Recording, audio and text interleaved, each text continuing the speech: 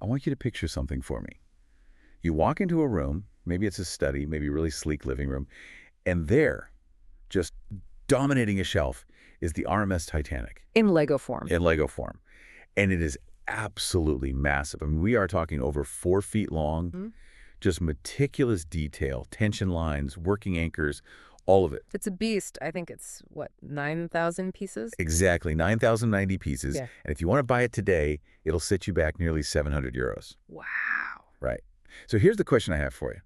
When you see that box with that price and that piece count, is your first thought, oh, my 7-year-old nephew would love this? No, definitely not. Or is your instinct actually, wow, that would look incredible on my desk? That's the one. That is a luxury item. It's a display piece. You're not buying that to be smashed apart on the playroom floor. Exactly. Yeah. And that shift is precisely what we're here to unpack today. Welcome to the deep dive. We've got a whole stack of articles, market reports, and some really fascinating data on what is basically a cultural phenomenon. It really is. We're looking at how Lego, like the brand we all associate with colorful bricks in that day, that agonizing pain of stepping on one bare foot, We all been there. how they transform themselves into this high-stakes, sophisticated hobby for grown-ups. It's a full-blown renaissance, and it's not just a feeling. You know, the numbers are genuinely staggering. Just to set the stage, in 2023, Lego reported 8.8 billion euros in revenue. 8.8 billion. That's hard to even wrap your head around. It's huge. I mean, the source material puts it in context. The entire global toy market was about 168 billion euros that year. So Lego, just by itself, captured over 5% of the whole market. Wow. But here's the real kicker. The stat that really signals the shift we're talking about is from 2021. The data showed that 20%, that's 1 in 5 adults, were buying Lego sets for themselves. 1 in 5. That just completely changes the story, doesn't it? It totally does. It stops being about parents buying a distraction for their kids, and it starts being about adults buying something for their own, I don't know, mental health or enjoyment. Precisely. And our mission today is to figure out how they did that. Because this was not an accident. It's a masterclass in strategy. We're going to look at how they went from just nostalgia to marketing relaxation. Right. How they tapped into a high-stakes financial speculation market. Yes, that's a real thing. And even how they worked their way into corporate boardrooms. Okay, so let's dive into the products themselves. Because if you haven't been down a toy aisle lately, you might just be picturing those little yellow castles we had as kids. Right, or the little police stations. Yeah. But the research points to a very specific pivot. This 18-plus crowd, they're not hiding who this is for anymore. No, they are leaning into it hard. You look at the Icon series or the architecture line, and the packaging tells you everything. It's not the bright yellow anymore. Not at all. It's sleek, black, minimalist. It looks like something you'd buy at a high-end design shop, kind of like an Apple product. It completely removes that shame factor. You can carry that black box home and not feel like you're, a man-child bringing a toy home. I was looking at the list of those Icon sets. They have the Concorde, the Artemis rocket, a vintage radio, even a Pac-Man arcade machine. They're basically sculptures, cultural artifacts. Yeah. And then you have the architecture series, like the Colosseum or Notre Dame. And the research makes a really interesting comparison here. It says, for adults, we shouldn't really think of these as toys. We should think of them as puzzles. Oh, that makes so much sense. Yeah. Nobody gives you side-eye for doing a 1,000-piece jigsaw puzzle. Right. A jigsaw puzzle is accepted as this focused intellectual activity. You sort the pieces, you match the colors. Lego has basically just co-opted that entire headspace. Take the world map from their art series. I saw this one. That's the record holder, right, for most pieces. Yep. 11,695 tiny pieces. Yeah. But think about how you build it. It's completely flat. You're placing thousands of little round studs on plates to make a mosaic. And then you frame it and hang it on the wall. Functionally, it's identical to doing a jigsaw puzzle and gluing it. But there's a twist, isn't there? The source mentioned something about a Zen factor, like they're curating the whole vibe. This is where it gets really smart. The world map set, it comes with a QR code. You scan it, and it plays a custom soundtrack for you. What, like music? More than that, it's interviews with travelers, ambient sounds, stories about the ocean. The idea is you listen to this while you're placing all those thousands of tiny dots. So it's active relaxation. You're keeping your hands busy, listening to something interesting, and you're just zoning out from your emails. That's the goal. It turns it into a mindfulness exercise, a repetitive, soothing task. click, click, click. It clears your head, but you feel productive because you're making something physical. And that's something a lot of adults are willing to pay for these days. Mhm. But you mentioned a difference between the flat maps and the big 3D things, like the Eiffel Tower. Yeah, the cognitive load is just different. With the map, you're mostly matching patterns. But when you build something like the Eiffel Tower, you're working in 3 dimensions. You have to think about structure, right? Things fitting together properly. And spatial reasoning. The research points out that these 3D sets require what's called mental rotation skills. You have to look at the 2D instructions, picture the piece in 3D space, and figure out how it connects. So it's still relaxing, but it's also like a little workout for your brain. In a way, yeah, it keeps you engaged in a totally different way than just scrolling on your phone. It creates a state of flow. Okay, but once you've built this massive thing, you have a choice. Yeah. You can take it apart, Yeah. which feels wrong after all that work, It feels like a crime. or you display it. And that brings us right into the next big driver, the nostalgia economy. Oh, absolutely. That is a massive force. And for Lego, the tip of that spear is, without a doubt, Star Wars. The juggernaut. Yeah. I remember when Lego Star Wars first launched in 1999. It felt like a huge deal. It was, and it's still their most prolific license. We're talking nearly 950 different references, over 1,400 minifigures. But the timing is the key here. What do you mean? Well, think about the kids who were 10 years old when the Phantom Menace sets came out. Right. They're in their mid-30s now.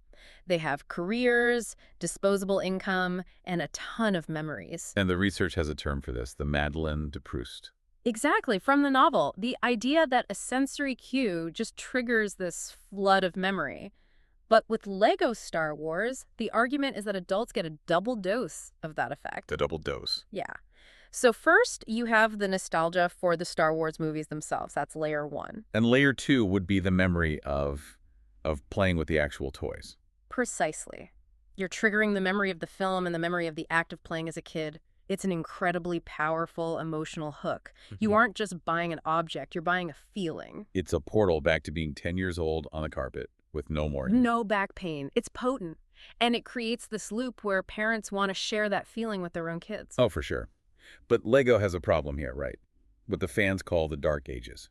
Yeah, the transition problem.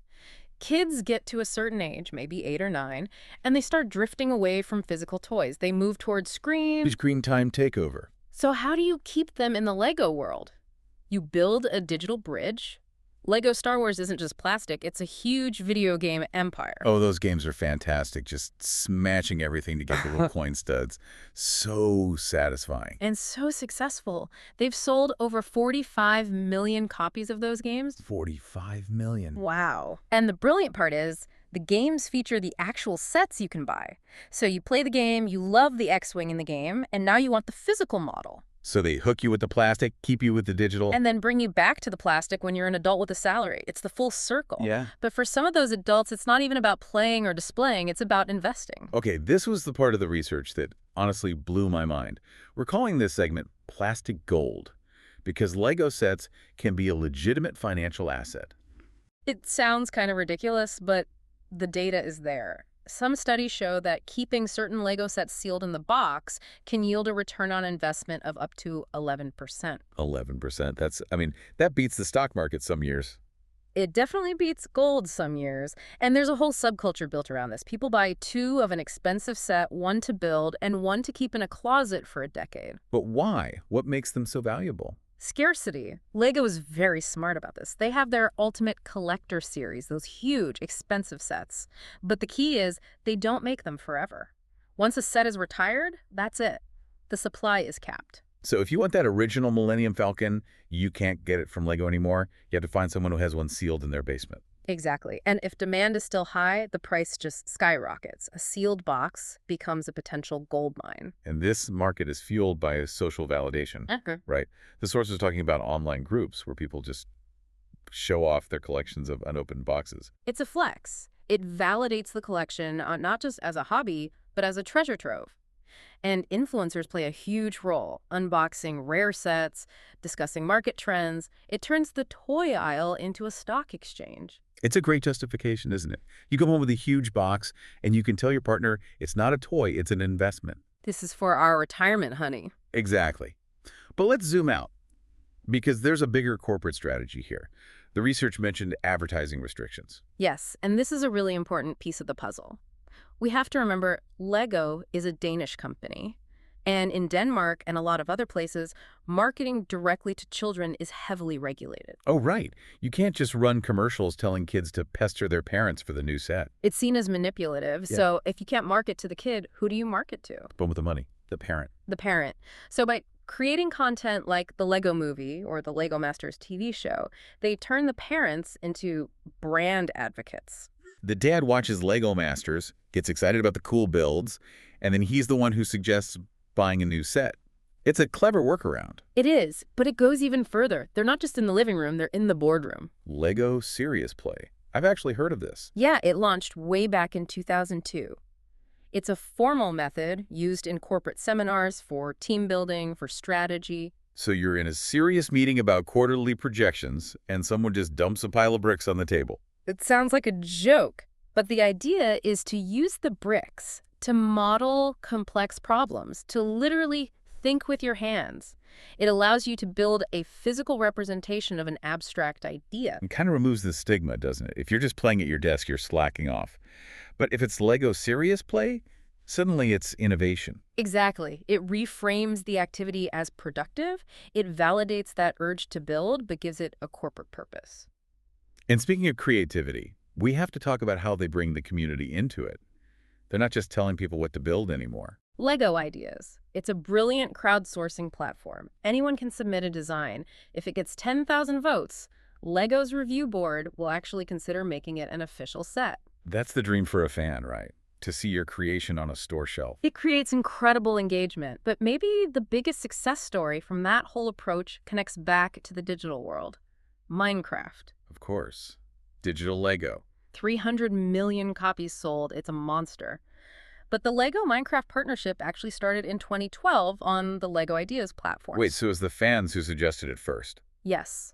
The community pushed for it, and it's a no-brainer, right? Minecraft had already proven that millions of people love building with blocks. Lego just closed the loop and brought that digital creativity back into the physical world. It's amazing how it all feeds into each other. And it's not just us geeks talking about this. The source mentioned a pretty big celebrity who helps normalize it all. David Beckham. Golden Balls himself. Yeah, he posts on Instagram all the time about his obsession with building Lego. There are videos of him just hunched over these massive sets, totally focused. And think about what that does for the brand. Here's this global icon of masculinity and success, and he's building a Lego castle. It tells other adults, hey, it's cool to do this. It's not just for kids, it's not just for nerds. It's a mainstream hobby. So we've covered a lot of ground. It feels like they've hit every possible angle. If you boil it all down, the source material really points to 5 key drivers. You've got relaxation, the mindfulness part. You have collecting. You have nostalgia, that powerful emotional hook. Speculation, the financial angle. And just plain creativity. It's a powerful combination. It is. Lego figured out something really fundamental. Adults have money, they're stressed, and they're looking for an escape. And Lego gave them 5 different kinds of escape to choose from. It really changes how you look at those little bricks. They're not just toys anymore. Not at all. They're a medium for relaxation, a financial asset, a corporate tool. They've evolved right alongside their audience. So here's a thought to leave everyone with. We've talked about how Lego successfully courts adults.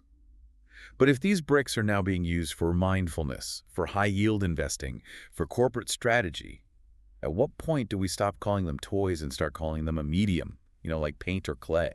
That is a very good question. Maybe the toy label is the only thing holding it back from being seen as a legitimate art form. Something to think about the next time you step on one in the dark. Thanks for listening, everyone.